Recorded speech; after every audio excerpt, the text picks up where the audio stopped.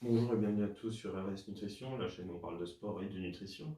Aujourd'hui, on va parler des abdominaux, comment les avoir visibles et des préjugés qu'on a un peu sur les abdominaux. Donc, premièrement, pourquoi vous, entre guillemets, vous n'avez pas d'abdos euh, visibles? Alors déjà, il faut savoir une chose, c'est que tout le monde a des abdominaux, plus ou moins symétriques ou asymétriques selon les cas, pour ma part asymétriques. Mais ça, vous ne pouvez rien y faire, c'est vos insertions musculaires de base. Donc c'est à la naissance, hein, vous êtes comme ça depuis la naissance, vous ne pouvez rien y faire, c'est votre morphologie qui est faite comme ça. Là, en revanche, où vous pouvez y jouer, c'est supposons que je prends par exemple, moi personnellement, je travaille jamais les abdominaux et je les ai relativement visibles. En comparaison de peut-être certaines personnes qui passent peut-être 20 ou 30 minutes par jour à aller travailler dur et à espérer un jour voir ces fameuses tablettes, entre guillemets, se dessiner. Là, il va falloir en fait comprendre comment ça fonctionne pour en avoir. En fait, le but, c'est pas de faire des abdominaux, ou du moins d'en faire énormément. Je m'explique. Quand vous allez faire des abdominaux, en fait, c'est comme un muscle, hein, vous allez le faire grossir. C'est comme si vous faites n'importe quel exercice de musculation, vous allez chercher l'hypertrophie musculaire, c'est-à-dire le grossissement du muscle. Donc, quand vous allez faire du crunch, du gainage sur la ceinture abdominale, vous allez tout simplement faire grossir vos abdominaux. Donc, indirectement, vous allez aussi faire grossir votre ventre. Donc là, supposons que c'était votre ventre de base. Ici, avec l'entraînement, vos abdominaux vont un petit peu grossir. Bon, on va dire qu'ils vont grossir jusqu'à là. Et ensuite, ce problème, c'est que là, il n'y a pas directement votre peau. Il y a deux couches encore. Il y a une couche de gras, donc qui est naturelle et qui est omniprésente sur votre corps, hein, tout autour, et il y a une couche d'eau.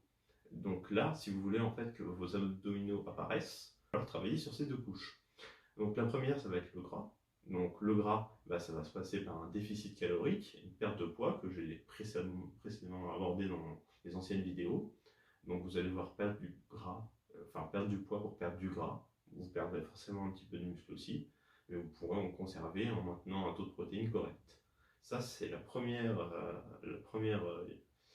phase. Et la deuxième phase, qui peut également être mise dans le régime, hein, donc ça c'est c'est tout dans le même régime, c'est votre alimentation euh, en sel qu'il faudra surveiller. Pourquoi? En fait, cette eau, c'est tout simplement ce qu'on appelle de la rétention d'eau. Donc on va dire, c'est comme un, comme un petit ballon d'eau. Et cette eau-là, elle est due à une mauvaise, entre guillemets, gestion de l'alimentation au sel. En fait, votre corps, depuis le début, et c'est d'ailleurs le principe de la musculation, c'est-à-dire que il va adopter un mécanisme de survie, en fait. C'est-à-dire que votre corps, il va se dire, ok, là, on ne me donne pas d'eau, on me donne du sel, je vais potentiellement être déshydraté à un moment donné, donc en fait, il faut que je stocke de l'eau naturellement dans mon corps, et plus généralement, c'est ciblé sur le ventre, enfin, du moins, c'est là où ça se voit le plus, et donc on se dit, votre corps se dit, ok, donc là il ne me donne pas d'eau pour éliminer ce sel qui est présent dans le corps, donc il faut qu'en fait je stocke de l'eau dans le cas où il ne me donnerait pas plus d'eau. C'est que si vous voulez que cette couche d'eau diminue, bah, il faut simplement diminuer votre apport en sel par jour, que vous pouvez calculer soit sur MyFitnessPal comme je vous ai présenté, soit en vraiment regardant chaque aliment et en regardant les aliments avec les teneurs en sel le plus faible possible et en buvant tout simplement plus d'eau. Alors de l'eau pour éliminer de l'eau au début, je sais que ça peut paraître bizarre, mais croyez-moi, ça fonctionne comme ça. Moi, pour ma part, ça marchait très bien. Donc voilà, ça c'est vraiment les deux paramètres sur lesquels il faut jouer.